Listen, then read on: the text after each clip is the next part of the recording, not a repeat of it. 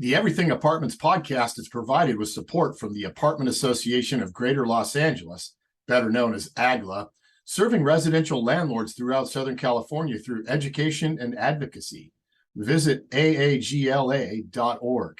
Welcome to the Everything Apartments podcast. I'm your host, Eric Christopher, and on this podcast, we cover all topics of multifamily investments, from buying and financing properties, day-to-day operations and management, and also reinvestment strategies.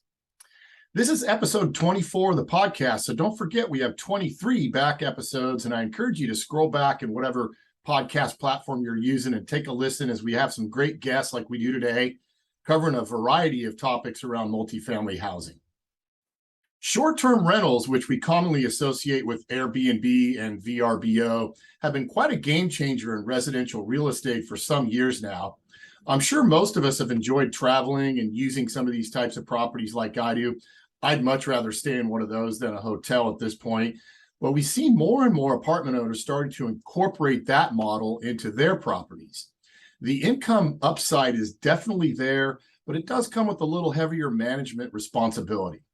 We have a great guest to talk with today, but first I'll tell you about our firm, WSC Realty Advisors and WSC Property Management. WSC has been helping buyers and sellers and managing properties in Long Beach for over 16 years now. If you're tired of managing your units or just not getting the results you want, we can help. WSC never wants to be the biggest firm in Long Beach. Instead, we stay smaller and more agile to bring you the quality you want. We can also help you if you're looking to acquire more units or maybe set up a 1031 exchange scenario to move out of state, or to a single tenant net leased investment, which is kind of popular for retirement. Visit WSC-PM.com. Call, text, or email us. All of that information is in the show notes. And mention the Everything Apartments podcast and get your first 2 months of management absolutely free. Whatever your challenge with your property, WSC has the solution. Today we have with us Alex Jarbo, founder of Sargon Investments. Alex is a short-term rental developer, manager, and also does syndication with the short-term model. Alex is a U.S. Marine veteran. Again, thank you for your service, and holds an MBA in real estate development.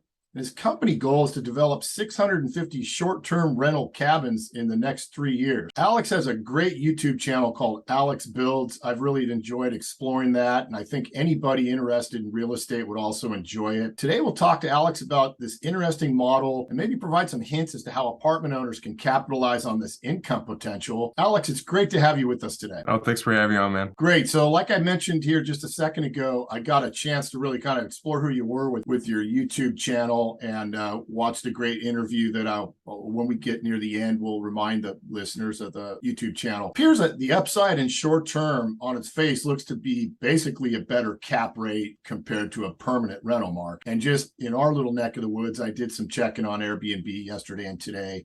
I'm in a section of Long Beach, which is, kind of like arguably the nicest area, kind of a vacation place where people would spend time, Belmont Shore, and a 1-bedroom, 1-bath apartment unit here. If it's decked out to the nines in this neighborhood, it's probably at this point around $2,000 a month. And when I surveyed the limited inventory of Airbnb or VRBO stuff in the same area, I'm looking at nightly rental rates of like $150 to $220. So kind of rough, easy math on that. It's like a $6,000 potential income versus the 2-3 times. Or if you want to turn it around, look at the break even, it's only 10 days per month. Does that kind of line up with what you see on your side of the country as the ratio of permanent to short term? Yeah, and I mean, every area is going to be different. I mean, that's phenomenal. I mean, that's a just looking at basic numbers, that's a phenomenal market to be in if you're doing the short term rental stuff. The last 6 years, I've gravitated more towards mountain markets. I currently live in Asheville, North Carolina, sort of focused in the Western North Carolina area, and I realized that the type of properties we develop are a little bit less seasonal. And I mean, market is more important than the actual property. That's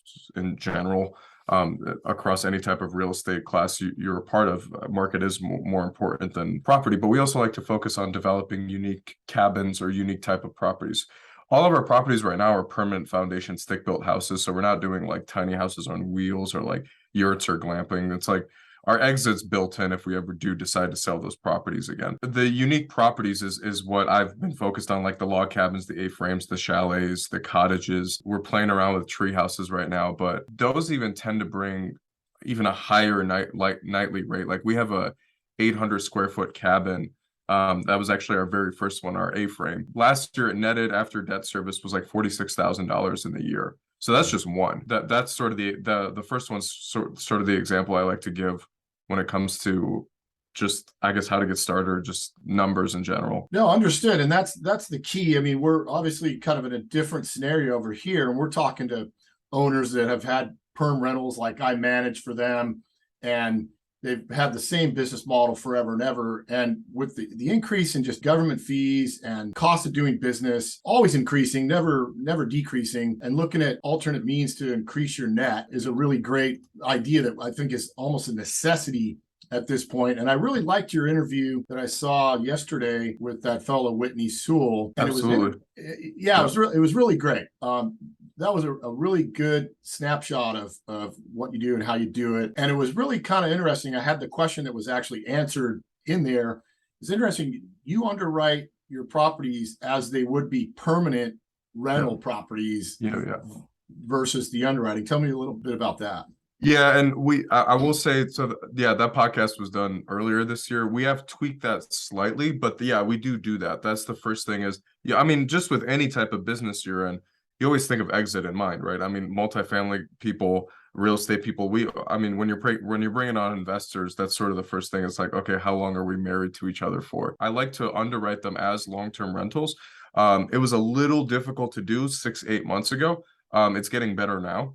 Especially with higher interest rates, like we're finding that tradespeople are calling us compared to the other way around. So yeah, we underwrite them as long-term rentals, and then outside of that, you want to figure out some sort of break-even number. Like I like to stick within a 30 to 42% break-even analysis when it comes to like after debt service and everything like that. So expound on that just a little. So when you say 30 to, what do you say, 32 to 40? Yeah, 30 to 40. I don't like to get over 42%. That's just me being, or like say 40%, just to put a round number on it. But the highest I've gone was 42%. And it's essentially just taking your average. So you figure out what your property is going to make, and then you figure out, so like your average daily rate, and then exactly what you just said in the beginning about your 10 days would have been your break even. Very similar to that. That comes just from the hotel world. Because when I first started and developing these larger projects, this stuff didn't exist. It's like I had to learn either from the multifamily world or from the hospitality hotel world. Yeah, you're kind of pioneer a numeric model for yourself because there wasn't a benchmark for you to use. Now, in this changing market, for example, when we see interest rates rising like we are, and it's always interesting, I found since I started in the business, whatever the status quo is, everyone gets used to it. For example, out here in the LA market, during the period before the Great Recession, and certainly up to where we're at now, vacancy, let's say it's negligible here in Long Beach. I mean, I really run under 1% for like the last 7 or 8 years. So whatever the change is to that feels like the sky is falling. So we see interest rates rising in the Long Beach apartments I deal in. We haven't yet seen a major unwinding of cap rates, but we have seen transaction volume slowing down. Now, I'm sure we're there to see some unwind of cap rates. Certainly, I feel that will be the trend next year as rates are going to continue to move. How do you think that affects the short-term market vis-a-vis the perm as far as returns? Yeah, I mean, I always tell people, so I write for Bigger Pockets short-term rental content. I'm almost exclusively their short-term rental writer. And that was one of the very first articles I wrote for them when the interest rate went from 3% to 4% or whatever, and people thought the sky was falling. And the thing I said in that article was, you need to be underwriting your property. Do not neglect or push away investing just because of what's happening in the market. We just got a deal that just came across my desk that we just got under contract last week, that if I was like too terrified to act on it because of higher interest rates, and this was before the recent interest rate hike that just happened, the numbers still worked out. So what I said in that article was, you need to be, no matter what type of real estate asset you're in, don't discount real estate investing just because we're in higher interest rates. And being on social media is going to scare you. What I've realized is just being on social media is going to scare you more when it comes to stuff like that, because you start getting quotes, and from this time frame, we're in the highest, blah, blah, blah. I remember one of my investors, I had reached out to him after the recent interest rate hike, and we hadn't secured the financing yet. And I was like, "Do you still feel comfortable with going through this project? We can hold off on it for now because we purchase our land cash and we just sit on it essentially until we're ready for the financing." And I purchased my first investment in the 80s when interest rates were 14%. So it's the same type of mentality there. Is you want to be underwriting your projects. For us, like I said, I like to invest in mountain markets. And with the recent recession, or with the correction that we're going through right now, I was saying this even 3-4 years ago, that I truly believe that, like, you need to be investing in unique properties where the property is an experience in itself outside of the city that the guest is visiting. And I like to say Instagrammable properties. And I've talked to some people that don't like it when I say that because it's not quantifiable. It could be quantifiable if you look at average daily rates versus a unique property versus, say, like a normal single family house. But what is the definition of unique, and what is the definition of the normal single family house? But I like to say, if I was comfortable and proud to put my property on my own social media, if I was staying at it, that's what I consider Instagrammable. No, I like the term. It's got kind of a touchy-feely aspect to it.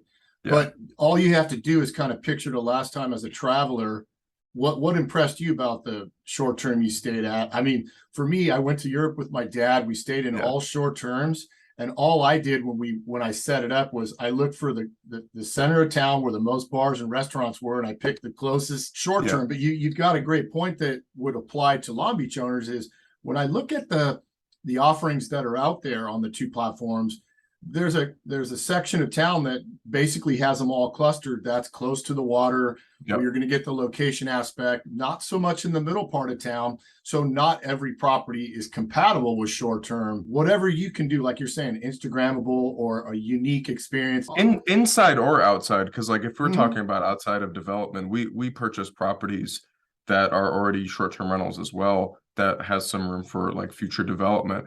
But we tend to, like, for properties that are already built that don't really have curb appeal, we like to go in there and do some interior design stuff, make some colors pop, maybe do some accent walls, maybe some indoor murals as well.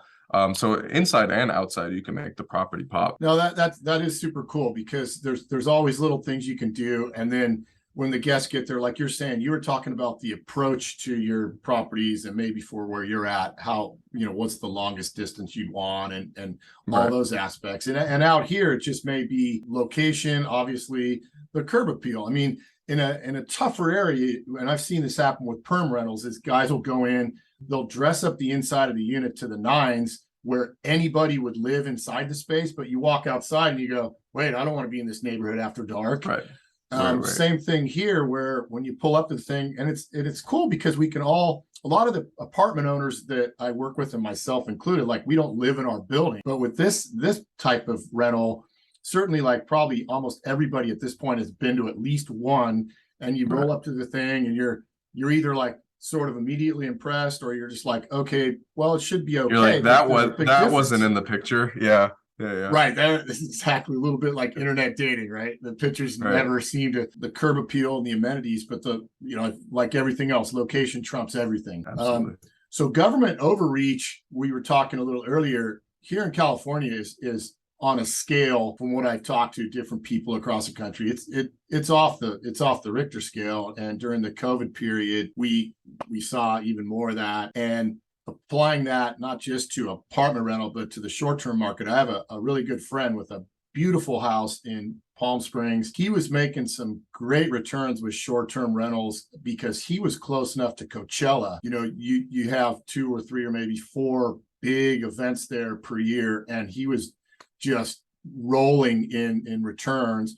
And then one day, with the swipe of a pen, the city of Palm Springs came through and said, here's what you can do and here's what you can't do. And I didn't really get into the specifics, but I know he lost a great windfall from the Coachella rentals. Question is, I know we're in different areas in different parts of the country, but what's your read most lately, kind of, if you have one that would dictate a trend, what's the government doing with short-term rentals? Is it getting tougher? Is it sort of status quo, or is it getting easier? Yeah, I mean, that's going to be different for everywhere, because I feel like anytime I hop into Google, like, my algorithm tells me a new city just banned something, but I don't know, like, the thousands of other cities. So the city that I currently operate in, or the county that I currently operate in, Asheville, North Carolina itself does not, exact same thing happened 2 years ago.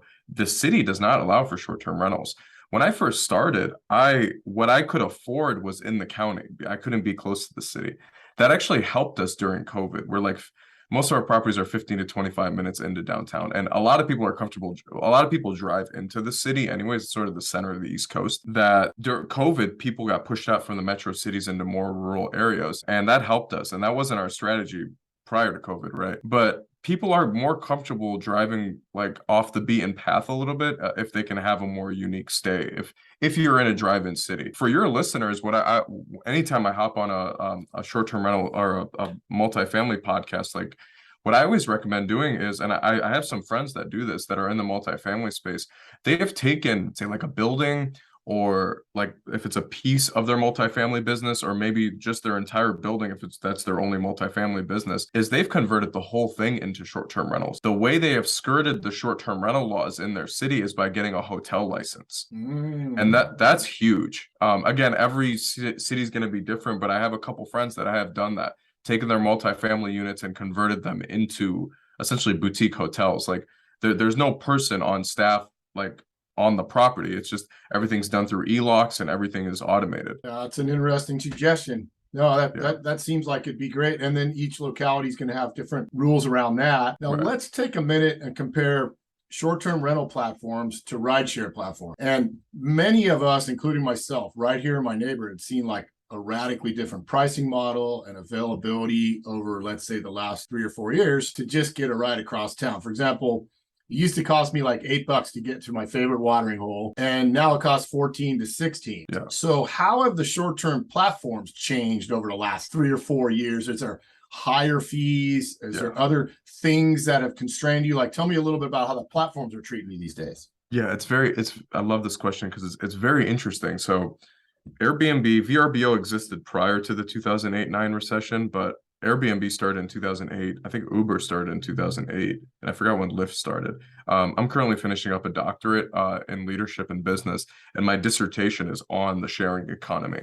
And that's what we're talking about is encompassing the sharing economy. A lot of these companies have not gone through an intense recession. I'm not even going to say correction, like a pretty intense recession. So it's going to be interesting to see how, like when gas prices went up, I know Uber added a little fee, just like a gas fee on top of their fees that they were already charging. So it's interesting, like these companies that have books have already, I mean, we just came out of the biggest bull market our country's ever had. And a lot of these companies that exist right now in the sharing platform space, they haven't gone through this crazy recession or correction yet. So, and what I see on the short-term rental side, you're right. There's a lot more fees. You see it constantly on social media that people are complaining about, okay, I thought it was going to be $120 to book this property, and now after cleaning fees, processing fees, taxes, it's $260. That's like literally more than double. So what I've always said to that is it's almost gone full circle, where prior to Airbnb, prior to getting on the internet and booking something, you had to pick up a phone or you had to go through a real estate agent to book a short-term rental. This is back in the 60s, 70s, 80s, 90s, early 2000s. And it's sort of coming full circle now, where a big portion of my business still comes from Airbnb and VRBO, but in the last 6 months, we've really shifted on focusing on like direct booking. So building out our own website and getting people through that website. My favorite tool for that is a company called StayFi, and it's a little disc that plugs into the back of a router. And what it does is it creates a landing page for your internet. So people have to put their email address in prior to logging into the internet. I've never, out of the 1,000-something guests I've hosted this year, I've never had an issue with it in terms of like guests complaining about it. And then that way, once we get them on, they'll book through Airbnb, VRBO, stay in our property, we'll get their email, we then remarket to them through our own direct booking platform. So that's, to answer your question about higher fees, yeah, it's definitely, it has gotten worse in the last 3-4 years. And the Airbnb is just like any other type of search algorithm, anything. They have changed their website in the last 3 or 4 years. As of recent, the most recent big change was this summer, where they completely redesigned the website. And a lot of hosts were sort of let like they had screwed a couple things up, and at least in my opinion, they had screwed a couple things up where people just saw a tank in their bookings for a couple months. Your business should never live on any specific platform, and that is including Airbnb, VRBO, property rentals in general. Right. No, I totally understand. I think for a lot of owners here in Long Beach, and this town's made up, the bell curve would be 6 to 16 units, right? We're kind of an urban infill situation through the 20s and 30s was one box, and then the 60s and the 80s. So it's not where I don't think a lot of traditional apartment owners are going to take their building full Airbnb, but like my partners and I right now are considering cutting off one unit and turn it into that particular model. And certainly, you know, if you're relying on two big platforms, it's sort of like the same as Uber and Lyft. You know, you're at some point you're at their mercy, and whatever software glitches they have or whatever things they want to push through to you, you're just along for the ride at that point. Absolutely. And I mean, it's happened with people on the online, because I'm pretty plugged into the online marketing space. I have a lot of friends in the direct response marketing world. When Google changed their algorithm whatever time ago, I mean, a lot of people got hurt like on the ads and stuff. So it's the same thing there. It's like, you want to work on building your own list. Yeah, it sounds like a natural, right? You're basically going through the gauntlet of the platforms while you're young or whatever you're, you know, early on, and certainly organically building your own database is a no-brainer. So we going back into the just the rough model I mentioned at the open about the 1 bedroom, 1 bath, where it's 2,000 perm, 6,000 on the short term. So you do have some wiggle room with some fees and everything else. So my firm manages all perm apartment buildings here in Long Beach or close by it. And the owners typically pay a fee to a manager, something like 5 to 6% of gross rents on a month-to-month. And the day-to-day, month-to-month is pretty routine, right? You know, you got an extraordinary repair here or there, pretty routine. What's the major difference in, let's say, management responsibility in your short-term world versus the perm world? Yeah, I mean, you're just gonna you have more people coming in and out of the property. That's when people get scared a little bit, but it's not a bad thing because you can automate most of those things. So like most of our messaging is automated. We don't necessarily have a boots on the ground manager like a COO to manage all of our properties, because our cleaning company is at the properties at least twice a week. So they're going to find anything that goes wrong with anything. If a guest decided to punch a hole in a wall or something, they're going to be the ones who are going to take a picture and send it to. We have virtual assistants that handle our messaging that can't be handled by the automated messaging. And our virtual assistants are sourced directly from Airbnb, like they're ex-Airbnb support agents, essentially. You have more people coming in and out, but I say that the property is taken care of better because you have a cleaning company going through at least twice a week cleaning the property. Your long-term tenant's not going to be doing that. Obviously, that would be the first thing that comes to mind is you have turnover, so you're investing. But from what my experience when I go to these places is the tenant's paying a cleaning fee. So typically that's a wash on your P&L. Yeah. And then we actually like to add about $10 to $15 on the cleaning fee to take care of our inventory as well. Oh, so there you go, for the consumables. Okay. Yep, for the consumables. Yep. So let's talk about, as we get kind of close to the end here, how apartment owners, and you're mentioning a lot of your investors are sourced from California. I'm sure there's going to be a couple people that are listening to today that are intrigued and maybe want to allocate some capital outside of what they've been doing. Tell me about that. But before, my little dime disclaimer is since I'm not a registered representative, nothing we talk about here is a solicitation of any kind. It's purely informational. It does seem like something that a lot of people would enjoy. So tell me about the syndication side and how somebody that's listening today that's going, hey, I'd like to export capital out of state, and it sounds like a great business model. How does that work? Yeah. So what I did was I really sat down the last year and figured out what I'm really good at. And I'm good at raising capital, but I've realized, so like, if you guys are just interested in seeing what I do, YouTube channel, that's where all my stuff lives, like you mentioned. If you guys want to invest with us, you guys can go over to sargoninvestments.com, and that's where all of our, I started with just JV models. Initially, I did 4 JVs with no syndications. And then right now I've teamed up with 3 short-term rental funds, one out of Michigan, one out of New York, and one out of LA. And those are any investors that come through my website, I just push them through to the people that they have the support and everything, those fund managers. But every single deal is different. It's like we do offer, all the funds offer some sort of preferred return. to the investors and some sort of equity split outside of that. So like I said, when I first started, everything was pulled from multifamily investing books and coaches and stuff. So I was like, how can I apply what I'm learning here on the multifamily stuff to short-term rentals? And it's been a very easy, and what that's also helped with, it's been a very easy transition to have with like multifamily investors, because they already understand the model that we're using. It's just a different real estate class. It's like when a lot of people went from multifamily to mobile home parks is what I saw, and then now they're sort of moving into self-storage. It's the same thing. It's the exact same thing. Yeah, definitely. I mean, once you have a bearing, let's say you've got your mind around the numbers on a multifamily, it obviously makes deviations from a little different product type way easier than if you just hadn't, had that frame of reference. So I'll tell you what, do this for me, because you're going to do it a lot better than I am, is tell people how they can get more information about you, how they can contact you with questions, all of that stuff. Go right ahead. Yeah, so my personal site is alexjarbo.com, ALEXJARBO. .com. That's where all my YouTube channel, my interviews. I actually just put a real estate short-term rental development course together as well for people who are looking to do that themselves. I know a big part of your audience doesn't want to do it themselves, but if they're looking to do it themselves, that course lives there as well. And then sargoninvestments.com is just like my investing company. That's the website for it. There's an invest now button. You can self-accredit it yourself specifically, like just through the platform. And then I'll get the email, and then I can reach out. Someone from my team can reach out, and we can schedule a call together. Really great. And then you mentioned you're a frequent columnist on Bigger Pockets as well. Yeah, so I push out. I like to at least once every 2 weeks a short-term rental article gets pushed out with my name on it. So like Bigger Pockets is really good with talking about the big picture of real estate.